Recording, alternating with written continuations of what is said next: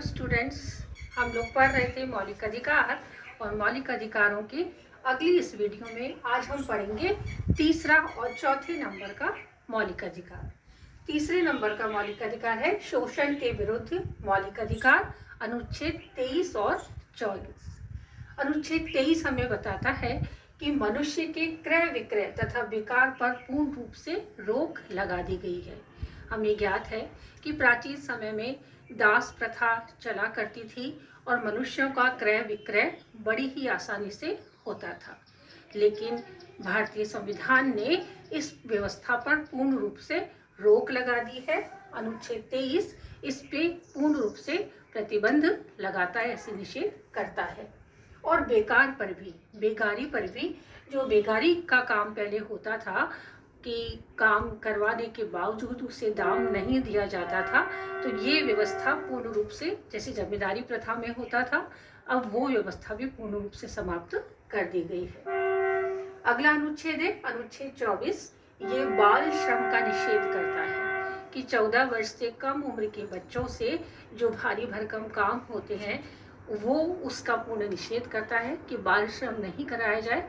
14 वर्ष से कम उम्र के बच्चों को एक प्राथमिक शिक्षा जो आवश्यक होती है वो प्राथमिक शिक्षा प्रदान की जाए।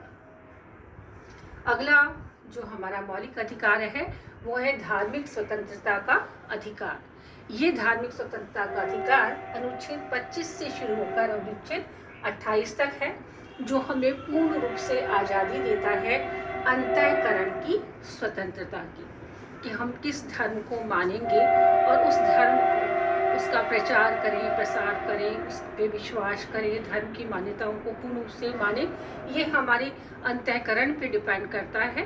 तो इसको पूर्ण रूप से आज़ादी देता है अनुच्छेद 25, जो अंतःकरण की स्वतंत्रता के अंतर्गत आता है। अगला है धार्मिक मामलों का प्रबंधन और स्वतंत्रता, कि यदि हम किसी धर्म के प्रचार के लिए कोई संस्था, शिक्षण संस्था खोलते हैं या किसी भी धर्म का प्रचार करते हैं, कोई मंदिर, जुलूस या किसी भी प्रकार के अनुष्ठान यदि हम करवाते हैं, तो अनुच्छेद 26 हमें उसकी पूर्ण स्वतंत्रता प्रदान करता है। अगला है धार्मिक व्यय के लिए निश्चित धन खर्च करने की राशि पर छूट, कि भारत एक धर्म प्रधान देश है और धर्म ही हमारे भारत की एक मेरुदंड है।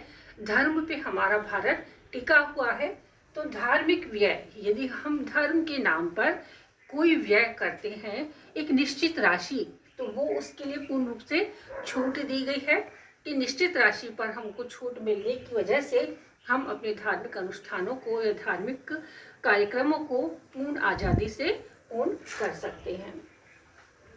अनुच्छेद 28 हमें राजकीय शिक्षण संस्थाओं में धार्मिक शिक्षा की निषेध का ज्ञान कराता है। अनुच्छेद 28 हमें बताता है कि भारत एक धर्म प्रधान देश होने के बावजूद भी एक धर्मनिरपेक्ष राष्ट्र भी है। धर्मनिरपेक्ष राष्ट्र का अर्थ होता है कि राज्य का कोई अपना धर्म नहीं है और राज्य सभी धर्मों का समान रूप से सम्मान करेगा। इसीलिए जितने भी राजकीय शिक्षण संस्थाएं हैं उनमें कहीं भी किसी भी विशिष्ट धर्म का ज्ञान वहाँ पे नहीं दिया जाएगा, किसी विशिष्ट धर्म को विशेष महत्व नहीं दिया जाएगा। कोई भी धार्मिक शिक्षा राजकीय शिक्षण संस्थाओं में पूर्ण रूप से निषेध रहेगी। ये हमें अनुच्छेद 28 के द्वारा ज्ञात होता है। स्टूडेंट्स, आप लगातार पढ़ते रहिए।